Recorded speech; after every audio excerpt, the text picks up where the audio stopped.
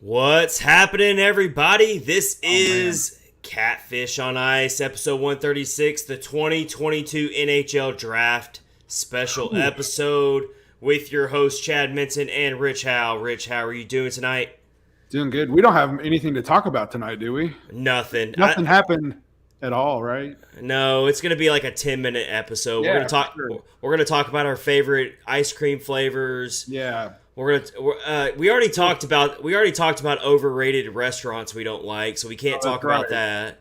We already talked about our guilty pleasure songs last week. Man, we don't have much to talk about, man. Well, okay. I guess we'll do our best. Favorite ice cream flavors, and then that's it for Catfish on Ice, episode 136, I guess. Wrong. No. Lots to talk about. We have plenty to talk about. 2022 NHL Draft special. We're going to really get the table set for the NHL Draft, which is just 2 days away. Wow. 48 hours from now, we will watch the NHL Draft and see who is being picked. And I'm just telling you right now, Rich, this year's draft is completely unpredictable compared to the last couple drafts.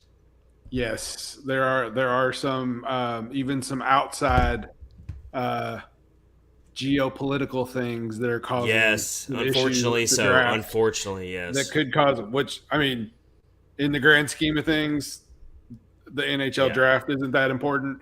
But exactly, there are some things that are causing some issues that could cause some issues with some of the Russian-born draftees. So unfortunately, yes, and you know what? It sucks for those players. But again, like you said, put it in perspective. Yeah, for real. Outside of the scope of the NHL, which is what we talk about, there's much more serious things going on with that. Yep. But you are right though about that, Rich. It does add a wrinkle to the uncertainty of this draft. Mm-hmm. But also, it's uncertain because even though it seemed like a more normal season last year, the scouts are still getting caught up on all of this. And a lot of these players that are going to be drafted this year really only have 1 full year of body of work. Yes. So you're kind of like swinging in the dark here, hoping that 1 year, great year from this certain player is a precursor to what they're going to do. So it's tough business for the scouts. Very strange, for sure. These dudes didn't play a lot. So I was listening to the Dauber podcast. Yes. The prospect, the final one before the draft, and they were talking about that. Like, some of these guys didn't even play for a full year. Like, they had no competitive hockey for a year. So until this season. So crazy.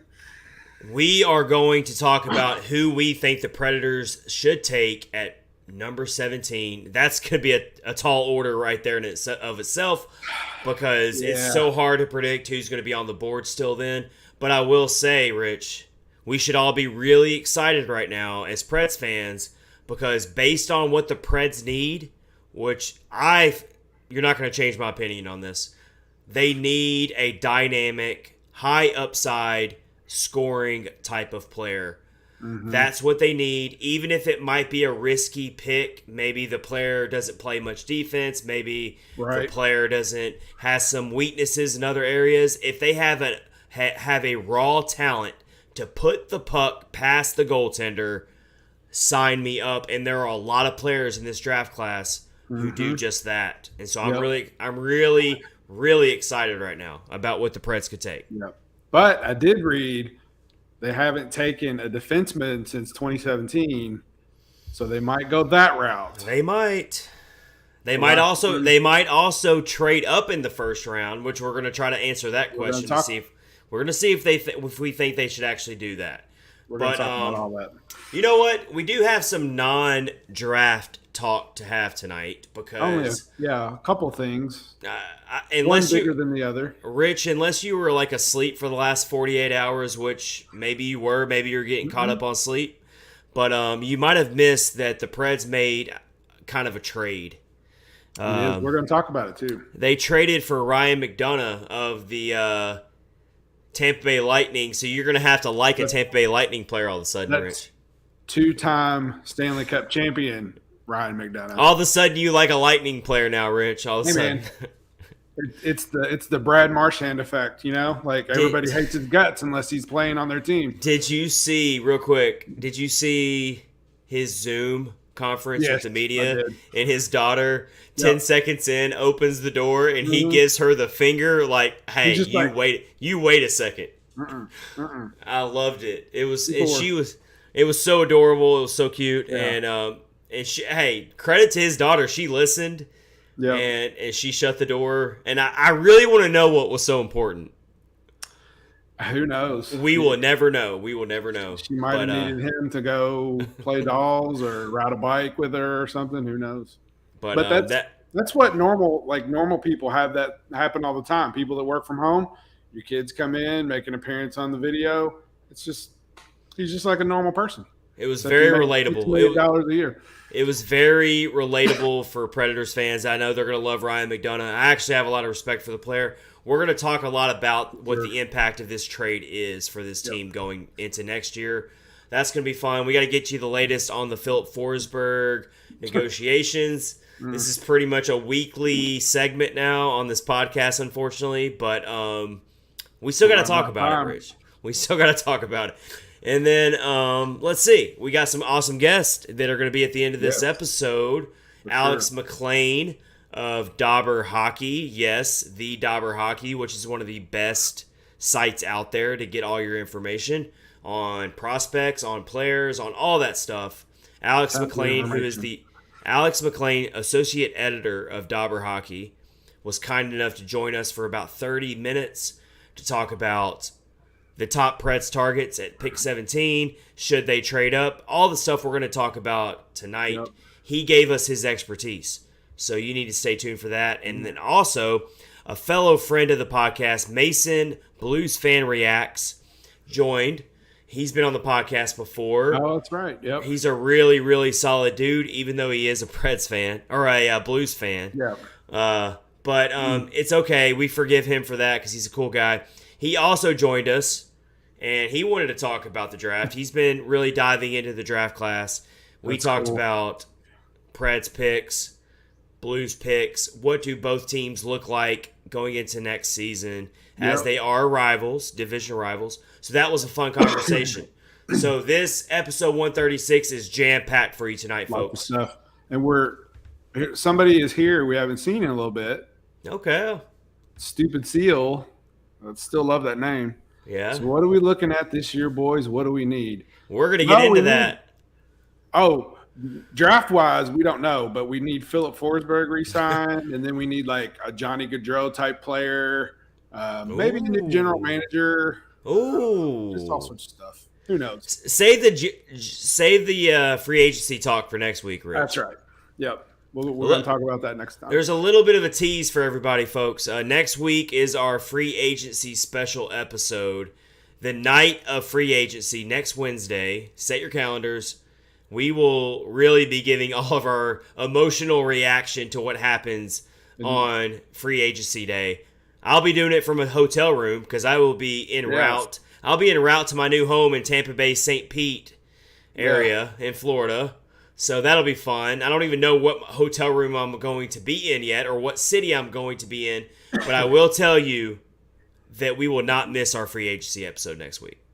Won't happen. You promise me your face isn't going to be painted blue? I'll do it from a gas station if I have to. We will, from my phone, we will do that episode. You're not going to paint your face blue and have a lightning bolt on your I would never do that. Okay. I would never do that to you. I was a little worried about that. I would never do that. Never do that. I just pictured you like crossing the Tennessee state line and like stopping and putting your Tampa Bay Lightning flag on your antenna. And first, peace. First of all, I'd be in Alabama at that point, and in Alabama, people would be very confused of why I have a lightning bolt on my cheek. So I might need to wait until at least I get into Florida before I do that. Maybe. Yeah. All right. Definitely for sure. Don't do that. Okay. Alabamians might not like that. They might not. They don't necessarily watch as much hockey as we do. Here you go. Mike Twitter, Preds trade Minton to Tampa for McDonough. I don't know. I don't know if the Tampa Bay Lightning would like that trade return. Considering I haven't skated on ice in like 10 You're years, I don't know if that'd be a good trade for you're Tampa. like a spy. Yeah. You're like a I don't predator know. spy. All right. Something. Anyway, We are brought to you by DraftKings. Promo code THPN. We'll tell you more about DraftKings later in the episode. And then also, we're a part of the Hockey Podcast Network. So many good podcasts out there on the Hockey Podcast Network. All right, let's get into it tonight. Let's first, Rich, talk about how the Preds are picking at the 17th overall pick. again. And I know it feels like it's no man's land, and you're not high enough to get a generational talent, but you're not far enough back to still get a good player. No. But let me make you feel a little bit better right now. There are so many good players. There is a plethora of good players in this draft class this year that can fit exactly what the Preds need. I'm talking about offensive talent, versatility. Can you play center? Can you play wing? Can you facilitate an offense? That's what I'm seeing from this draft class. And even if the Preds don't trade up in the draft in the first round, which I still think they should think about it, but even if they don't, there's going to be somebody available. Yes, I agree. That's going to be a really good player. Yeah, for sure. I saw it looked like there was a lot of centers, but there were a lot of centers. There were a lot of like, center winger type people, and then some are just like wingers, which is good because that's definitely what the Predators need to have that on the radar to pick a winger. Here's one player that everyone's talking about right now that seems very realistic, very possible, and that is Frank Nazar, who is a player who has a lot of talent and a player that can really fit what the Predators need right now. And it feels like they would not have to trade up to get this player. Frank Nazar played for the U.S. National Development Team and in the USHL. He is actually ranked the number 5 prospect by Dobber Prospect pre-draft. But prospect rankings don't necessarily mean that's where you're going to be drafted. So just because he's ranked number 5 doesn't mean they're saying he's going to be drafted at number 5. Yeah. But let me just share what they say about Frank Nazar on Dobber Prospects. One of the most skilled prospects in 2022, Nazar's skating and stick handling are top of the class. Quality as the elite prospect boasts great dual threat offense with both a refined shot and an adept playmaking. His defensive game isn't great, but it isn't a glaring weakness either. So you've kind of got a two-way player who can do both ends. And I've seen Frank Nazar all over mock drafts, but he definitely seems like a player that could slip to the Preds at number 17. Yeah, I was looking at I'm on Dobber's website right now it is called the Scouting Team's Final Rankings. Okay. For the draft. They actually have him at number 4 on here right now. They moved him up. All right. Yeah, that doesn't. I mean, like you said, that doesn't mean that's where he's going to go or anything. But, yeah, I mean, 4 is pretty strong. So, he's a player. He's a good all-around player. If he's somehow on the board when the Preds pick at number 17, you take him. Oh, you absolutely take him. Hello, Lindsay. Our good friend. What's up, Lindsay? So happy to have you on here tonight. For sure. All right, Rich, throw a player at us. So I found a guy who is hovering around 17, actually, and I just want this dude for his name, and that is Jagger Firkus. Have you seen that guy? Yes, I have. Okay, so I watched a video of him. I actually have his stats right here. So he played last year. He's 18 years old. He played in the WHL for the Moose Jaw Warriors.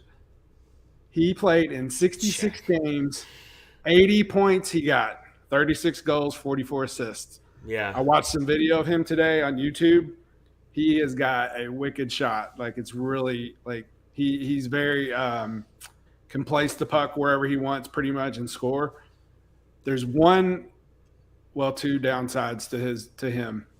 He's only 5'10", and he only weighs 150 pounds. Oh, that's pretty small. Yeah, that's a little bit of a He's it's a a little bit of a littler red guy, flag. but if they can get him beefed up a little bit, I think it could be a good thing. Rich, did you see his NHL comparable player? I did not. I think you know this player. His NHL comparable player is Mikael Granlund. Oh, well, there you go. There you go. He does have a great name, Jagger. That's like Furcus. I mean, that's just amazing. It's I like like he's this year's Gunnar Wolf Fontaine. That's what we'll call him. Yeah, I don't know if you're going to top that name, though, Gunnar Wolf Fontaine. You're not. That's amazing. I got a player who I'm not sure. He's a very polarizing prospect in this class. I'm not sure if he's going to slip to the Preds, but if he does, it's going to be really hard to look away, and that is Connor Geekie. Oh, yeah. All right, so he is obviously got NHL bloodlines in him. You know the name. Absolutely. But he is a player that's really hard to pinpoint where people think he might land in this draft. He WHL, he played for Winnipeg. Here's the really big drawing point for me on Connor Geekie. He is a big-bodied center. He is a player who can develop into a dominant top six center eventually. And it's always eluded the Predators. They've never been able to find and draft that big-bodied center. And so it's going to be really hard if somehow he does slip to number 17 to not take him. Yep, for sure. So the website I'm looking at has him at 31. Like he dropped down, I guess. But I don't know. But we don't know that. I mean, he could be picked wherever. But, his brother is Morgan Geekie. I guess it's his brother. I would assume it's his brother. Morgan Geekie of the Hurricanes. The thing about Connor Geekie is he's a very high-risk, high-reward type of player. So he's boom or bust is what they like to say. So he can he has all the raw tools to be a massive home run type of pick. But he also has a lot of glaring weaknesses in terms of his skating and other tools that you would like to see at this point that could lead him to be a bust on the NHL level. So that's why he might slip to number 17 possibly. And then he could end up being a steal.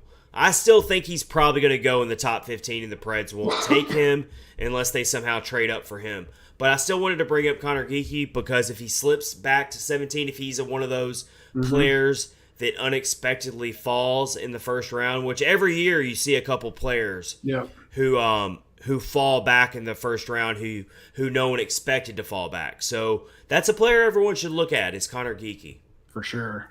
Yeah. I didn't watch any video of him, but I know that his name gets mentioned quite a bit. So I don't know why they have him so low on this ranking, but the rankings are all over the place. You can't. They really are. I mean, if you look at mock drafts, I've probably looked at least 8 different mock drafts, and the top 5 is usually pretty set in stone. Yes. But even the top 5 has kind of gone all over the place. But definitely once you get outside the top 10, yeah, for sure, it's all over the board. There's no consensus whatsoever. One of the YouTube videos I was watching for one of the guys I was looking up, somebody had him at like 15th, and another person who ranks people had him at like 50th.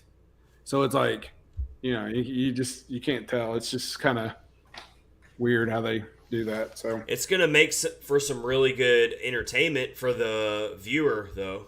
Yeah, because you won't know. Yeah, after the first 3 or 4, you're really not going to know who it's going to be. So, all right, I've got another player real quick, and then we'll get another player from you, Rich. But I've got one who I'm very, very confident this player will be available at number 17. And if they take this player, it is a very safe pick, in my opinion. Whereas Connor Geekie is not a safe pick. It's got a high risk, high reward. I like this other player here, and that's Nathan Gaucher of the QMJHL Quebec. He is a center left winger. He is a pre-draft ranking of number 52, so he is way back as far as pre-draft rankings. But let me just kind of read this scouting report real quick from Dauber. I want to get your thoughts on this player, Rich, after that. Nathan Gaucher, a big-bodied two-way forward. I'm already in. Two-way forward. I love that. That's what you need. At 6'3", 207 pounds. Kind of the opposite of Jagger. Yeah. 5'10", 153, this guy. Yeah. Gaucher combines an above-average shot with some decent playmaking tools and a propensity for driving the paint with straight-line speed. I love that. I mean, that's exactly what the Predators need. You can't really teach that either. I mean, if you have a player, if you have a prospect like this who's draft eligible, who already has those types of traits, you can't teach that kind of stuff. And it seems to kind of fit the Preds' system and what they want to be, which is a hard-working, big-bodied, physical team. Well, Nathan Gaucher sounds like a player who fits that mold to me. Where did you say they had him? So I've seen him anywhere. I've seen him outside the top 20 in mock drafts. I've even seen him in the second round. I've also seen him in the mid-first round. So he's kind of all over the place. So I feel pretty strongly, though, that he will be on the board at pick 17 if the Preds really like him. And so he's really got my radar pinging, Rich. Like, as far as if he's around, take him. I just I love his traits. Really, the reason why I feel like he's probably further back is a lot of the scouts say that his ceiling is not very high compared to some of these other prospects. And so you're kind of taking a player that might be a safer pick as far as you know what you're getting out of him. Right. Whereas if you take some of these other prospects, they have a lot of glaring weaknesses, but their upside is through the roof, and so you take that chance. Yeah, but it still could not pan out. So it's a matter of what's your philosophy as David Poyle and the Preds front office in this draft. Do you want to take a risk this year, for sure, or do you want to take a safer pick that still has upside? That's a tough decision to make here. Yeah, for sure. Yeah.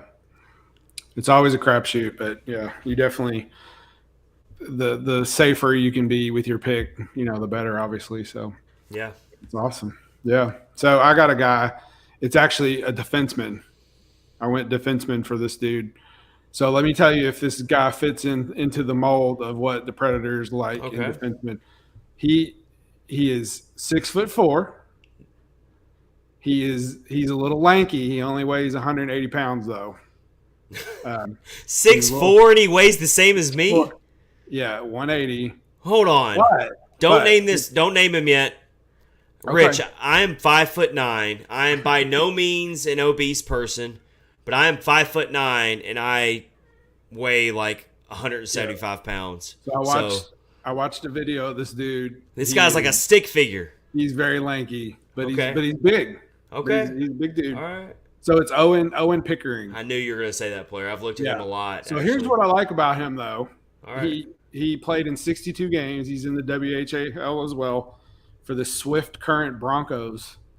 I love these minor league team names, too. They're so good. Yeah, like Moose Jaw Warriors. Yeah, it's awesome. 62 games, 9 goals, 24 assists. So I wouldn't focus on the point production as much. Yeah. I think Owen Pickering is going to be on the board for the Preds to take. Yeah, for sure. Yeah, I think he's still going to be around. I've seen Pickering towards the end of the first round in a lot of mock drafts. So, so let's see. The thing about this is I'm not totally against the Preds taking a defenseman at 17th pick, but it's all a matter of which player are you going to take at pick 17 if it is a defenseman. For sure. Because let's be honest here. David Ferentz, we still don't know about him. Nope. We all perceived him as being the next defenseman in line eventually, but he's not on the same development track that we would like to see right now. It doesn't mean he's not going to work out eventually, Nope. But then you look at Jeremy Davies. We expect him to be next in line possibly. You've got Ryan Ufko, who's really shooting up the prospect pool. We feel we feel pretty confident about him. Mm-hmm. But the prospect pool is getting a little thin at defenseman right now. So I wouldn't be totally against the Preds maybe taking a defenseman. Owen Pickering, his NHL comparable is John Carlson, according to Dauber. But yeah, I mean, obviously his big frame is what draws you in. You put some weight on it, a little bit of muscle, and also in a lot of his scouting reports, they note that he's got the ability to eventually be a power play like player. Oh yeah, there you go. So basically, like think about how Ryan Ellis was on the power play all those years. You're thinking Owen Pickering could evolve into a player like that. So if that would end up being the case, that'd be a great pick for the Predators. Absolutely, it would. For sure. It really wouldn't surprise me that much at all if Owen Pickering was picked by the Predators on Thursday. That would not surprise me at all. The mock draft I was looking at had him going 20th to the Capitals, but I mean, if he's available, I think it would be a good pick unless they can trade up, which we're going to talk about too. Yep. So I've seen other names. I've seen tied. Another great name, Rutger McGroarty. Have you heard of? Have you seen this guy? Yep.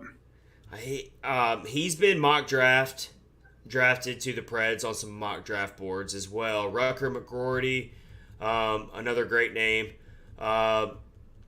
I'm interested to see. Like, he's another center left winger, so he's another versatile player.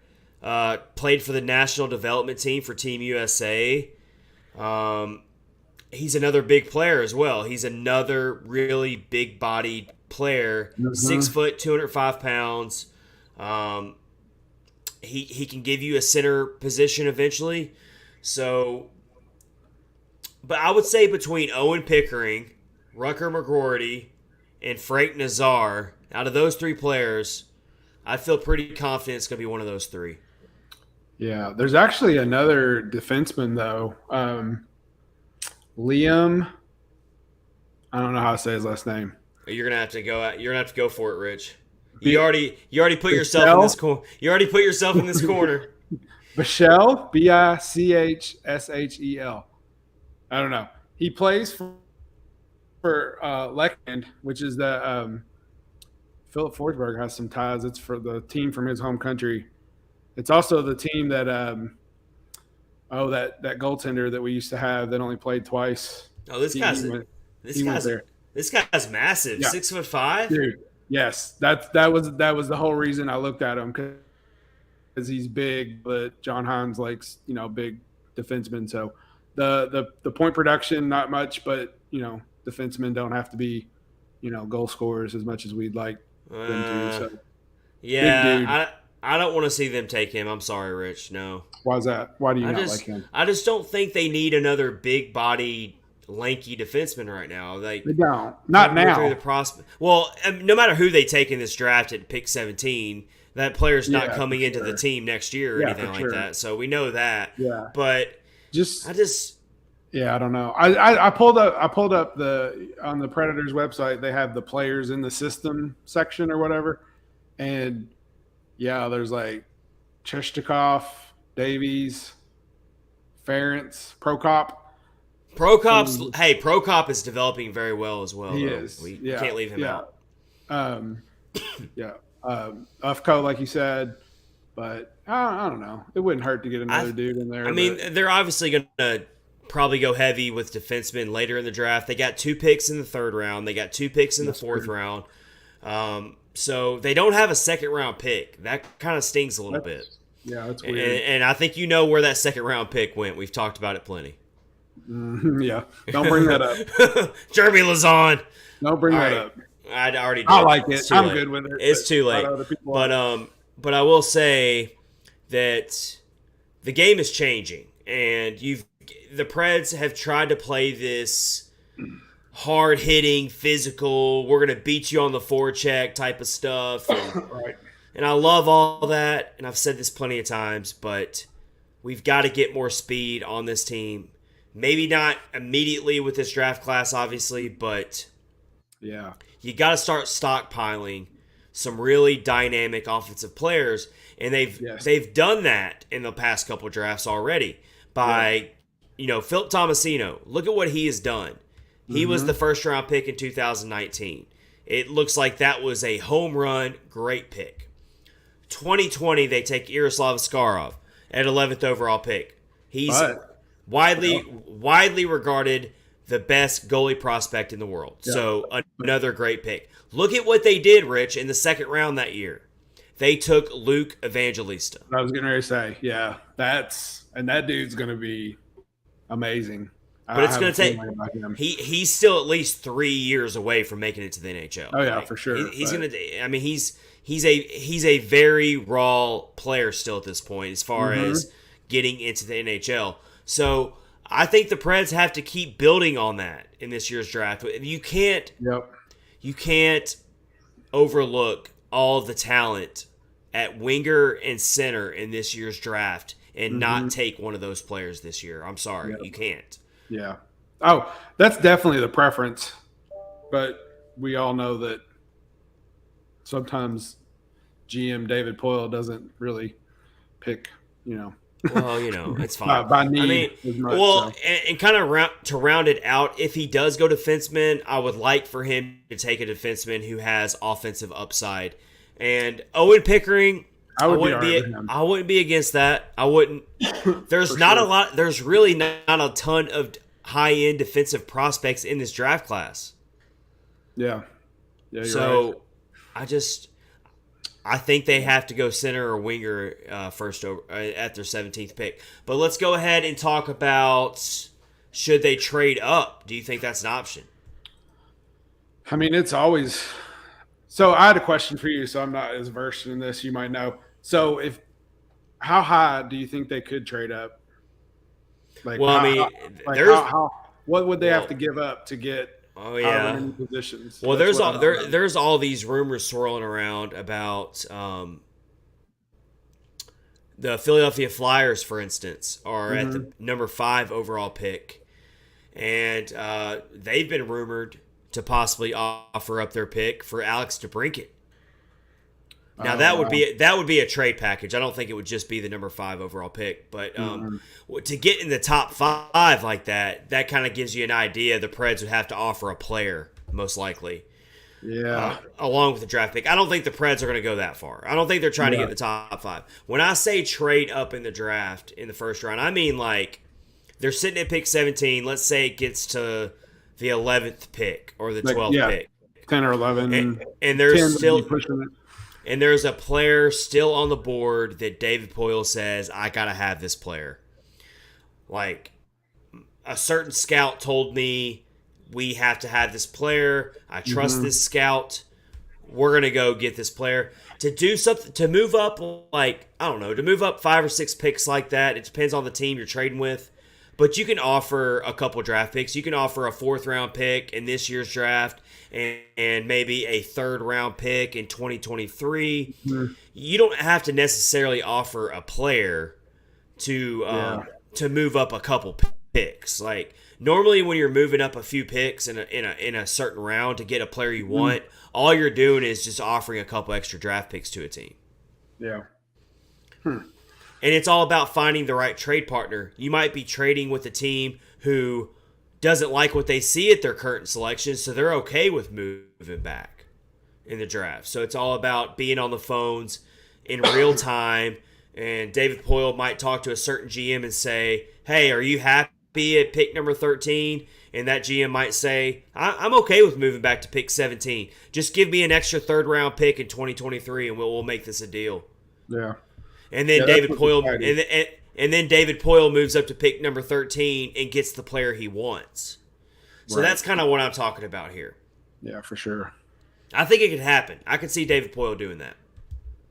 Yeah, I mean, yeah, for sure. That would be a good plan if he could pull that off somehow to just like move up some spots. Especially since he gained that extra 4th-round pick from the trade of Matthew Olivier. Yes. There's no guarantee that David Poyle wants to hold on to that pick. He might have gained that pick. It's what they call draft capital. So you want to acquire draft capital because that capital, you can use that capital to make additional trades in the draft to move up. It's a chess game here. So he could end up using that extra 4th round pick as part of a way to move up in the 1st round. For sure. So it's going to be really, really intriguing to watch to see what happens. I haven't been this excited to watch a 1st round of the draft in a while, honestly. Like I can't remember the last time I was this excited to watch the 1st round of the draft. Yeah, it's always fun, even if the Predators do. And it's going to be on ESPN too. So we haven't seen the Preds or the NHL draft on ESPN in a long time. So I don't know. Yeah, live. It's going to be in Montreal, right? Yeah.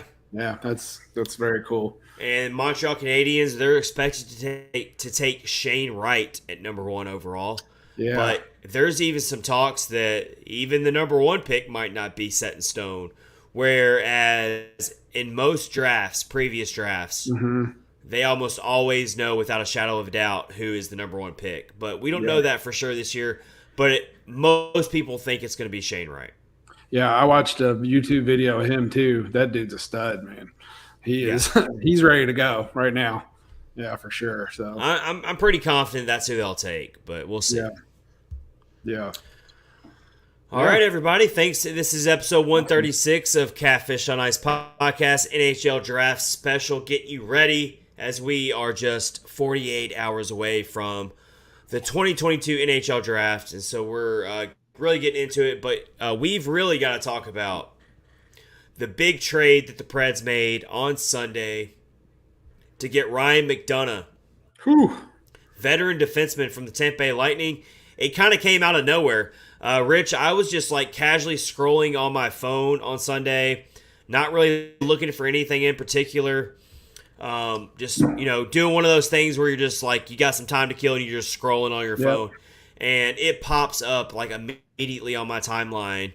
And the first thing you do is you make sure it's not a troll account or some type of parody account. And then I look at it and, okay, this is a reputable source here. The Preds just traded for Ryan McDonagh. And all they gave up was Philippe Myers and Grant Mismash, which was a 2nd-round pick in 2017. We lost another really good name, Rich. Grant Mismash. Yeah, that's a great – that was one of the good ones, that's for sure. But I'm a little sad to lose that awesome name. Yeah. I'm okay with losing it. So all right. Well, it's all good. So obviously it is a salary cap dump for the Tampa Bay Lightning. Yeah. They have a really difficult salary cap situation that they're working towards, and so they were going to have to lose somebody that they cared about, and so it ends up being Ryan McDonagh. And they get Philippe Myers, which it's a really weird cap situation with Myers and his contract. Basically, they traded for Philippe Myers with the sole purpose to buy out his contract and get a cap credit. Yep, it's really crazy. It's insane how that works. How does that? You got to wonder, how does that make Philippe Myers feel? Like you traded for me just to buy me out? Like, what am I, fodder? Am I just like I think they are, unfortunately. I mean, that's just like a brutal business, man. That's a brutal way to get traded away from a team, but if you look at McDonagh, that's like super brutal for that dude. I mean, like he's 2-time Stanley Cup champion, and 3 or 4 days after you lost in the Stanley Cup final, they're like, well, we might have to move you. Is there somewhere you'd want to go or whatever? And like, hey, he waived his no move clause. Yeah. Which I'm sure the Tampa Bay Lightning probably pushed for that because they wanted to get this deal done. But that's pretty interesting.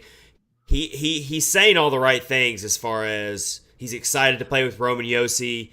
He feels like the Predators are a legitimate team that can compete for a Stanley Cup.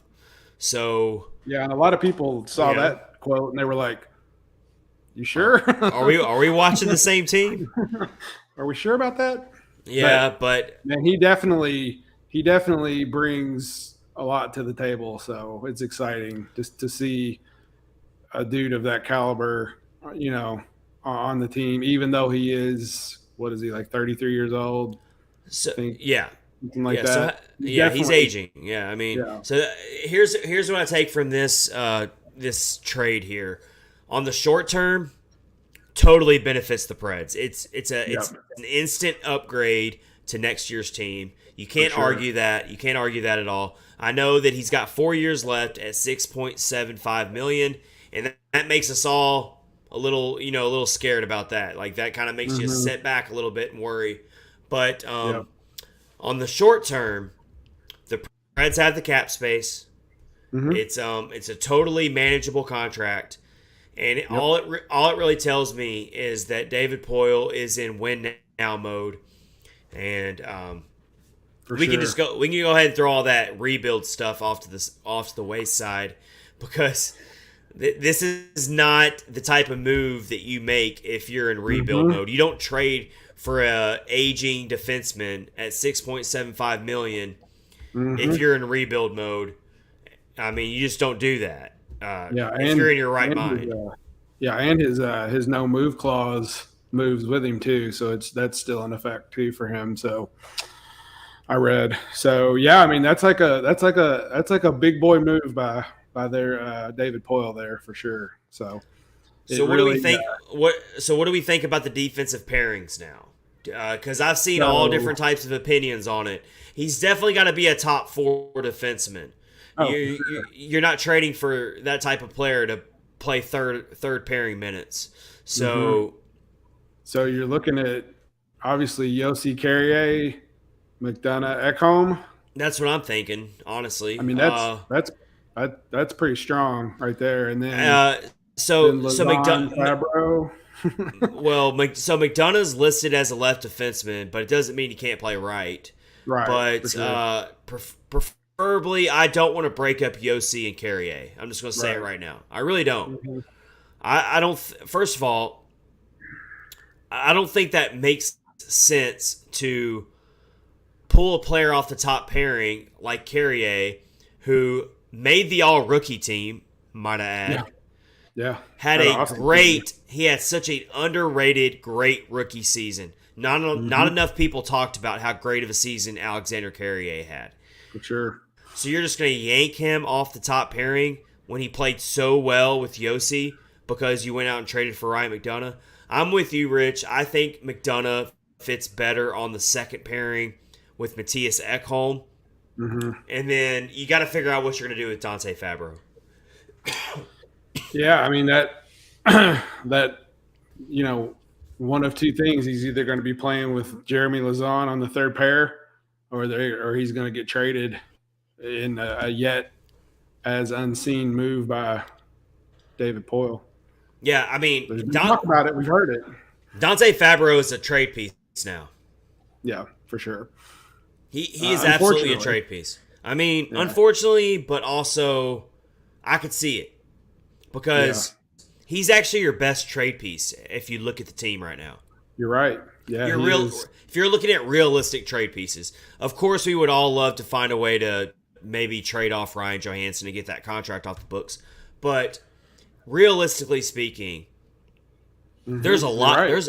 There's a lot of teams out there who would love to have Dante Fabro, and they would be all ears on trade discussions if you throw Dante Fabro into the mix.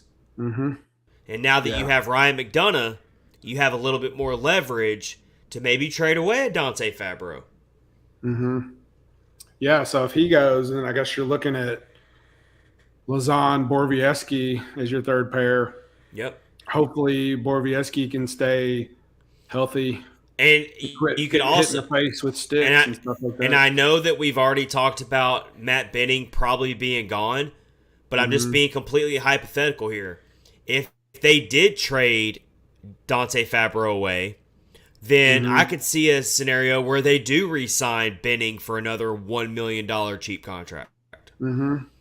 So then suddenly you have a little bit of a depth. You keep Benning around. No one, we all agree that Benning's a good enough player to be a rotational player. Mm-hmm.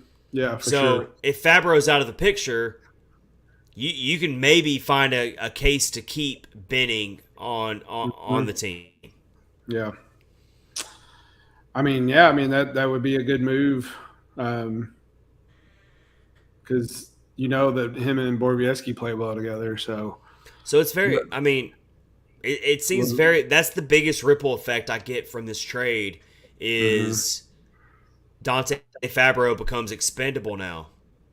Yeah, unfortunately, but yeah, I mean, what did you say though? That makes absolute sense. Like he's the best piece that you could move. But if they don't move him, then you would think, yes, you're gonna. I mean, that seems like a weird mix to me, though. Dante Fabro and Jeremy Lauzon, and then you still got Mark Borowiecki on the books for another year. Do you really want to? Do you really want Mark Borowiecki riding the bench all the time? Like, it seems like a waste. Yeah. Well, and also, that's kind of a little bit of a downgrade position-wise for Fabro because going down to the third pair because he's usually with Matthias Ekholm, or I think he moved up to the first a couple times. He has, yeah. You've suddenly got a little bit of a log jam here, and it feels like Dante Fabro is the odd man out right now. So we'll have to wait and see. I definitely don't think that David Poile is done at all. Like he's going to make more moves here. This is just the first domino here that's fallen. Of course, we saw Matthew Olivier traded away for an extra 4th-round pick. I thought that made sense. I mean, it's a very low key. It's a very low key move. It's not a big deal. That pick just comes down to the fact that there's not room on the roster for Matthew Olivier. Yeah, for sure. He had his moment 2 years ago, and he did good from time to time and had a few memorable moments with the team. But yeah, I just think there's just too many people, can't keep them all. So it was a good. Hate to see him go, but it is what it is. Anytime you can add an extra draft pick to your arsenal, yeah, for a player that's probably not going to play very many more meaningful minutes for you in the future, go ahead and take it. Get the extra draft pick. Because as I said earlier, even if you don't keep that pick, you can use that pick to trade for what you want later. Yep. It's just so I thought it was a good trade. Even though I do like Matthew Olivier, he gets traded to the Columbus Blue Jackets. I think that's a good landing spot for him, actually. I think that that's a type of team where maybe he can find 4th-line minutes and get a little bit more playing time. So it could end up being a really good trade for both sides. Yeah, for sure. Yep. So Au revoir, Matthew Olivier. Yes. Hey, I'll never forget that one, and you can look up the image all over the place. He's probably had 2 or 3 fights where his battle scars, man. Oh. I mean, he's just got blood like rolling down his face. That guy was a bulldog. Did you see the one when the fight when he was playing with the Admirals, where he just pounded this guy's face and like. His visor, the other player's visor, not Olivier, his visor was totally red. Yeah. Like, on the inside. The dude he's a brute, man. But Yep. We need you to score too. You can be a brute, but you got to score as well. Well, we're gonna miss that for sure. But we don't need more of that right now. We need more of the pizzazz and the fancy stuff. The highlight reel type of stuff. Yeah, that's what we were talking about earlier. Like toward the end of the Laviolette era, they tried to do that and they got beat up all the time. They were trying to be fast skaters and they got beat up. Now this time they're beating everybody up. You got to find a healthy balance here. We got to meet in the middle. Let's meet in the middle here, and then we might have something going. And I think they're trying to do that right now. So awesome. So I really do feel like Ryan McDonough is going to be a big benefit to this team. Yeah. I don't really want to think about the last 2 years of that contract because I feel like the Preds might get fleeced on those last 2 years. Mm-hmm. But let's think in the short term here. Going into next season, he absolutely makes the Predators a better team. For sure. Yep. A good upgrade.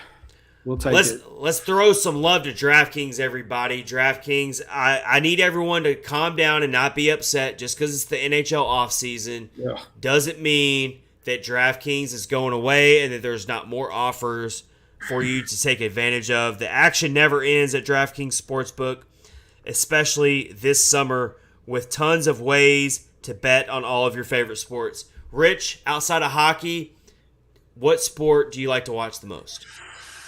Don't you say badminton. It's not badminton.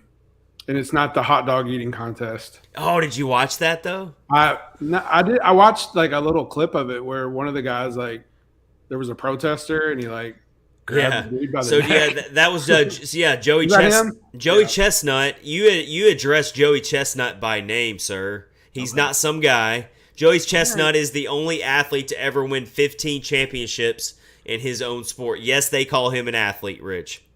Hey man, I couldn't eat that many hot dogs. You know, I didn't eat lunch that day when I watched it. After I got done watching it, it was time for lunch, and I said, you know what? I'm going to skip lunch today. Yeah, I think I'm good. They literally dunk the hot dog buns into the water. They don't even eat them together. So gross. Yeah. And then there was a contest where guys were drinking. They were chugging lemonade. Yeah, a gallon of lemonade. Whatever. It's like a whole league, actually. You can stream it. It's the National Professional Eating League. They do tacos. They do yogurt. Like the stuff they eat is like I saw one guy. He set a record for the most tubs of yogurt eaten in like 8 minutes. I'm like, how is this possible? Yeah, but Joey Chestnut. All right. So that's not your second favorite sport. What is your second favorite? Man, that's a good question. I like watching NFL. All right. I don't follow it a lot, but I do. I like gotcha. watching. So you're a one sport guy. You're very loyal to NHL. Yeah. Fair enough. I would say that's well, I'm kind of in baseball mode right now because there's not a lot going on. So like I'll dabble in some baseball this time of year. I'll dabble in a little golf. You've still got Nashville SC soccer going on, so I'll dabble in that. I'm kind of all over the place this time of year because until football season starts and until the fall gets here, this is kind of my time of year where I like stream a lot of shows on like Netflix and stuff. But for sure. Be that as it may, there's still plenty of sports on that you need to get into with DraftKings Sportsbook, as we just said. And right now, the offer is: download the DraftKings Sportsbook app, use promo code THPN, make your first deposit, and get a risk-free bet up to $1,000. That's promo code THPN, only at DraftKings Sportsbook. Minimum age and eligibility restrictions apply. See show notes for our details on getting gambling help and reaching out if you need any type of gambling help. We've got the information there for you to do that. What's really cool about this is you can throw down on all the major action for baseball, golf, MMA, and much more. Plus, with same-game parlays and spreads, money lines, over-unders, props, it makes the betting very easy and so many different options. It's safe, secure, and reliable, and you can deposit and withdraw your cash whenever you want. So, yeah, plenty of sports out there to get into with DraftKings Sportsbook using promo code THPN. No one be upset just because it's the NHL offseason. There's still plenty out there. Plenty of stuff out there. If you were watching yesterday on the July 4th, and we hope you won some money on Joey Chestnut eating 60-plus hot dogs in 8 minutes. Oh, my gosh. That's or 10 minutes. 10 minutes, actually. Just 10 minutes. Yeah. Yeah, I don't. The world record is like 78 hot dogs in 10 minutes. I can eat like 2 hot dogs. That's about it. I can't even remember the last time I ate a hot dog, and I'm being dead serious. It's been a while for me too. But I always picture like DraftKings, like you go in their offices and like their bathrooms have like gold toilets in them or something. Like, I'm sure. You know what I mean? Like it's insane. Like they give you free money. Like it's just free money to you. Yeah. So if you're not on there yet, you got to do it. Yep. They're giving you a risk-free bet right now, so go do it. For sure. All right. Are we moving on? Because we got some comments to get to real quick. Yeah, share some comments right now. So we got Mike Twitter. Any clue on the exact date of the schedule release? I can't wait when I'm planning a trip to Nashville. They released the preseason schedule. I did see that.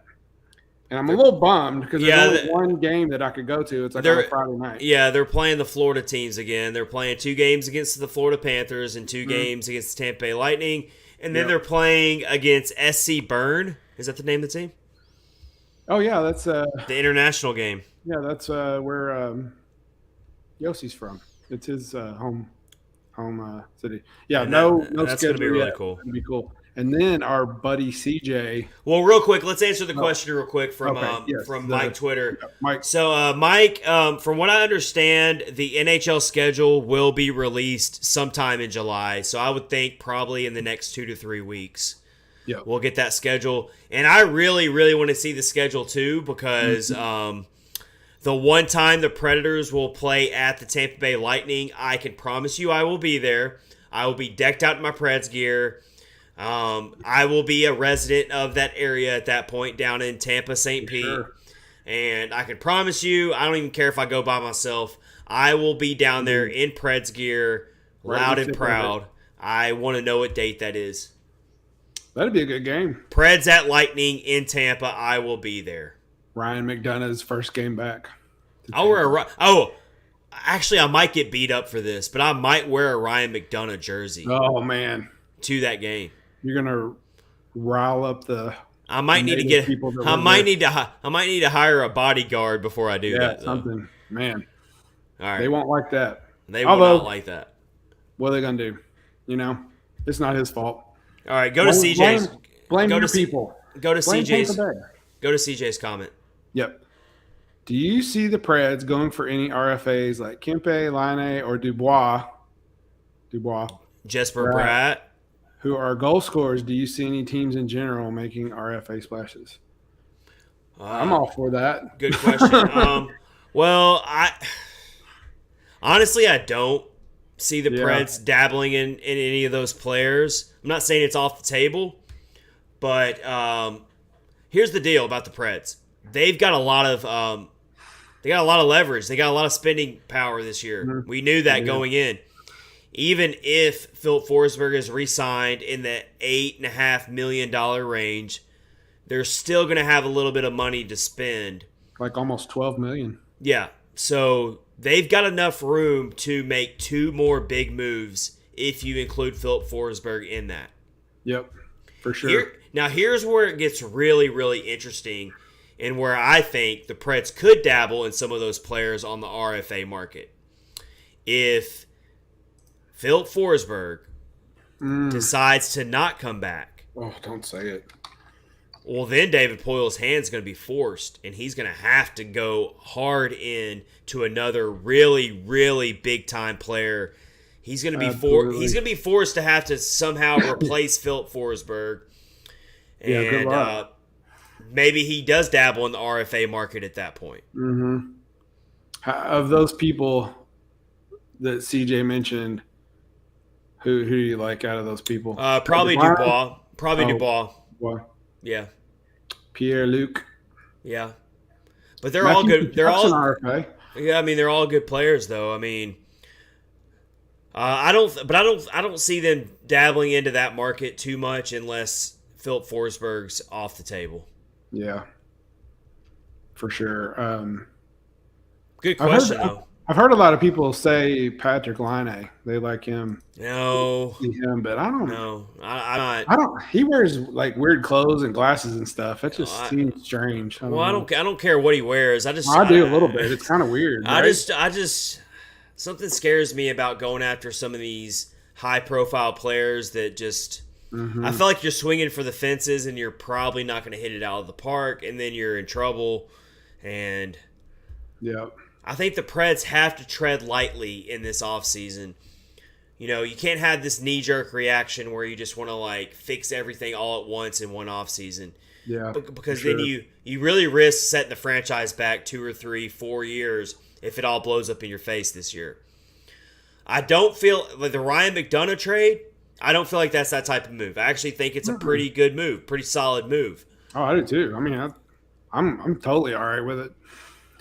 I know a lot of people were a little upset up at the money, but I would rather I'd rather, if they really want to make a big move, I would rather them dabble in the trade market and go back to the aforementioned Dante Fabro route, or there's plenty of free agents out there to look at on the on the UFA market right now. So I would go there, and we're going to talk about that next week a ton on our free agency episode. But the two Canes players really have me interested, Trocheck and Niederreiter. I mean, it doesn't have to be it doesn't have to be a blockbuster high end free agent for me necessarily, but it needs to be somebody who can play top 6 minutes better than what Luke Cunnin gave me. Hey man, That's not asking for that much. I hate to say this, but Trocheck would be a really good fit in Nashville, I think. I agree. The Carolina Hurricanes bug the crap out of me, but he's a good tough player. He's definitely a tough player. I think he would fit right in well with them.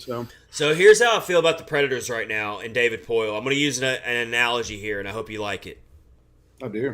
It's going to be cool already, I can tell. David Poile is basically the equivalent of if one of us got given a $1,000 Amazon gift card and someone said, you can go on Amazon with this $1,000 gift card and you can get whatever you want. Wow. That's where David Poile's at right now. He can. Yeah. That's what he's seeing right now on this in this whole landscape right now. When it comes to when you combine the draft class, I know that's not spending money necessarily, but when you look at all the intriguing draft prospects they can look at, when you look at the RFA market that CJ just brought up, when you look at the trades that are available, when you look at the UFA market, and you look at the money that David Poile has to spend. He's seeing it right now. He is shopping.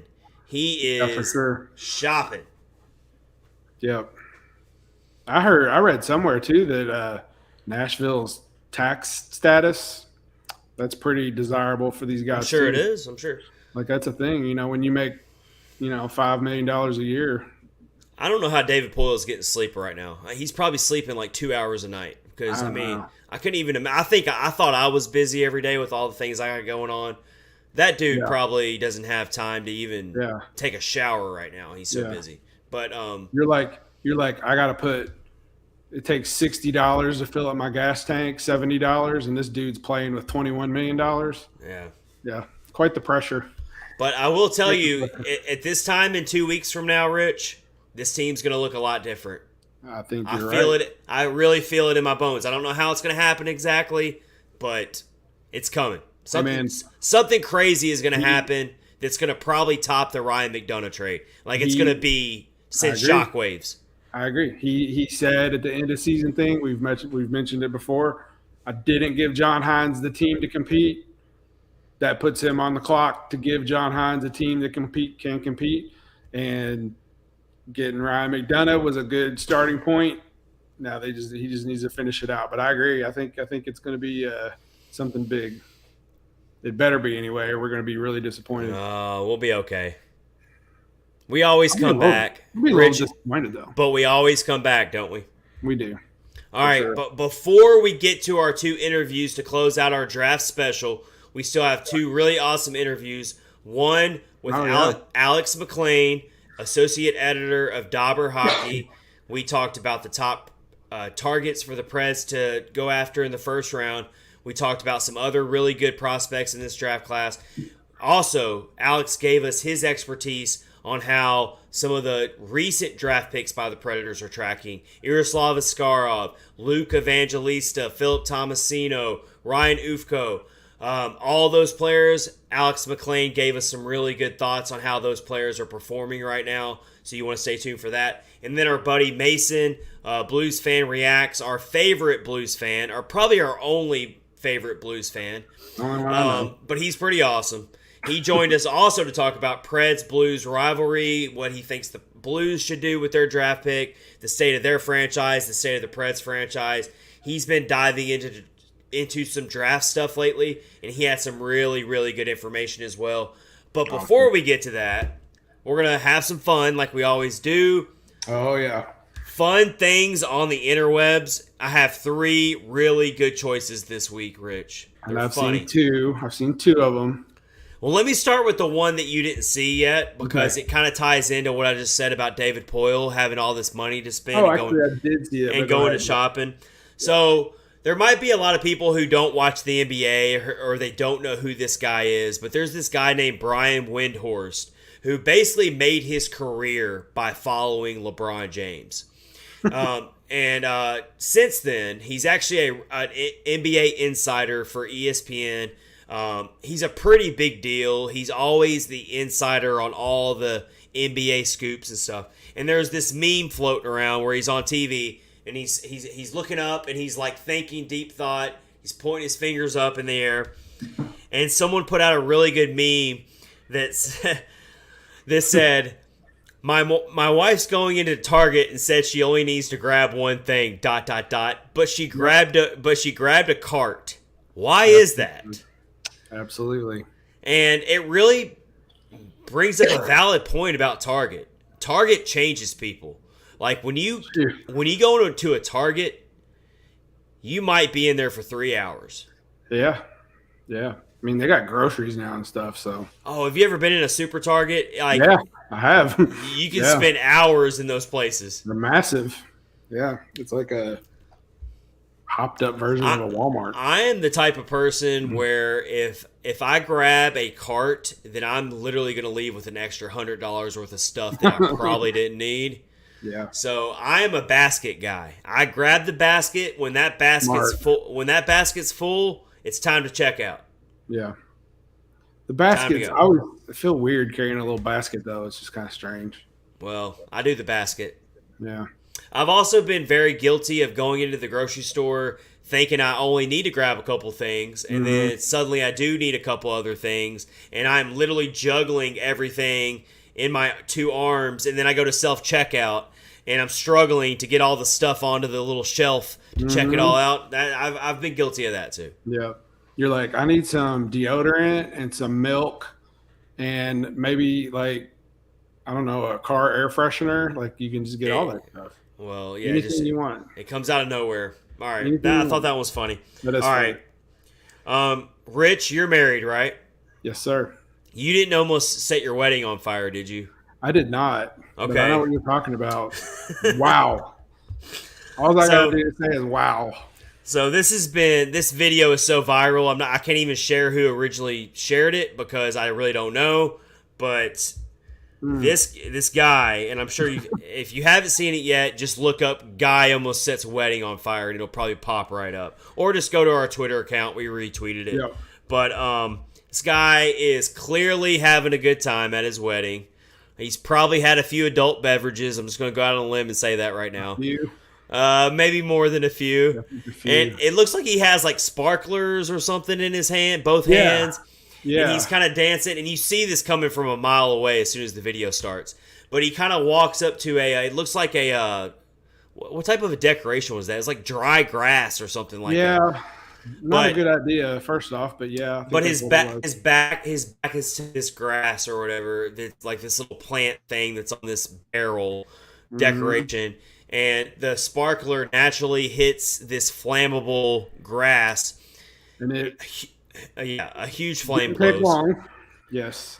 The best part about the video is this guy does not panic at all. Turns around, still dancing, proceeds to literally throw both of his arms into this massive flame.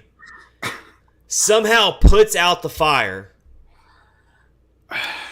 I'm surprised that dude did not catch himself extremely hurt. Yeah, and then all of his all the patrons at the wedding are just looking at him like, yeah, this happens every weekend with him.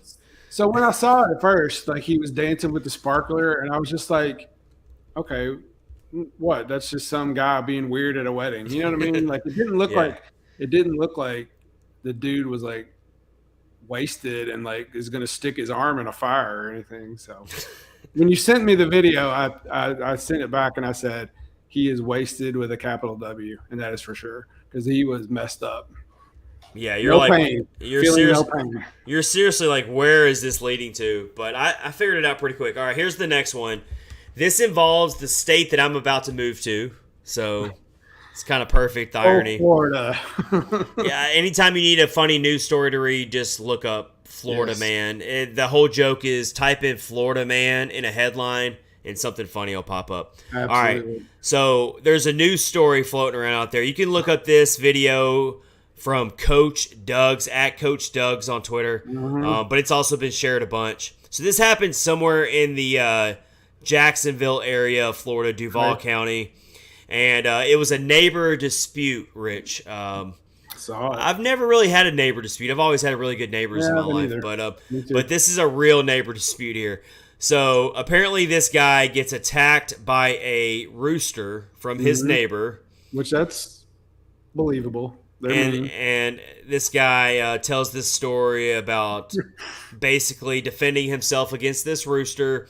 The neighbor comes home to find his rooster dead in a ditch.